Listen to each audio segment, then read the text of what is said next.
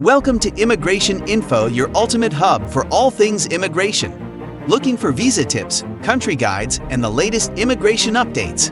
You're in the right place. Subscribe for expert insights and join our global community today. San Diego is latest hotspot for illegal border crossings, but routes change quickly. Hot Springs, California. On many nights, hundreds of migrants squeeze through poles in a border wall or climb over on metal ladders. They gather in a buffer zone between two walls with views of the night lights of Tijuana, Mexico, waiting hours for Border Patrol agents while volunteers deliver hot coffee, instant ramen, and bandages for busted knees and swollen ankles.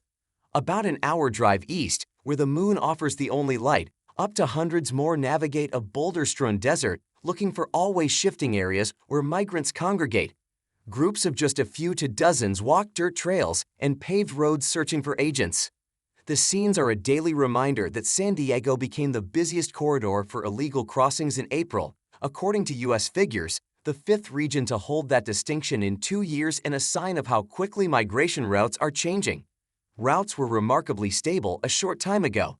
San Diego was the busiest Border Patrol sector for decades until more enforcement pushed migrants to the desert area near Tucson, Arizona, which became the top spot by 1998. The Rio Grande Valley in South Texas saw the most activity from 2013 to June 2022 as Central Americans became a greater presence.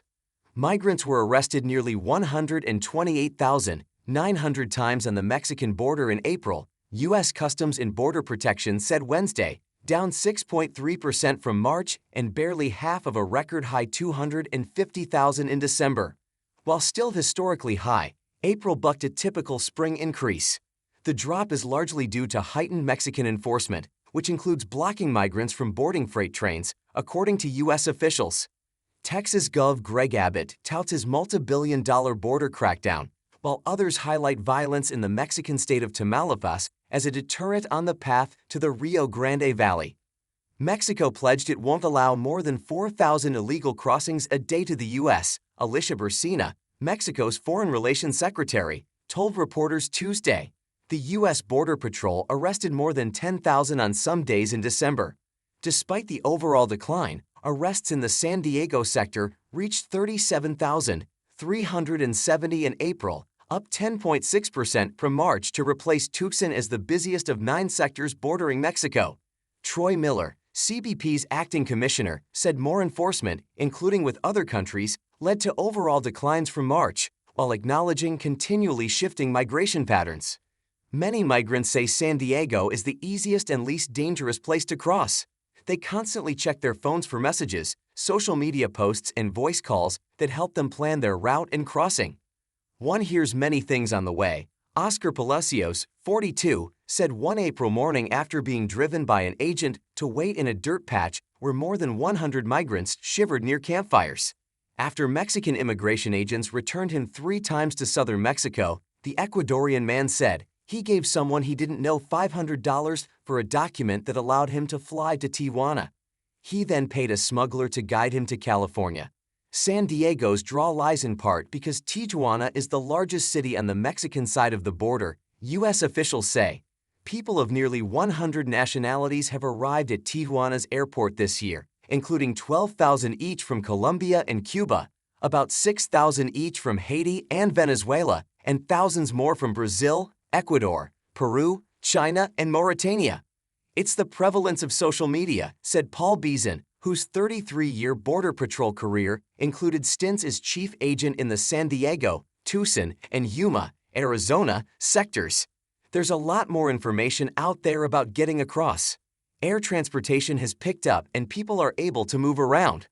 Migration in San Diego presents a challenge because people come from a wider variety of countries, including India, Georgia, Egypt, Jamaica, and Vietnam, where deportation flights can be costly and difficult to arrange, U.S. officials say. Mexicans, who are deported nearby over land, and Guatemalans and Hondurans, whose governments have long accepted frequent deportation flights, are a smaller presence there than elsewhere on the border.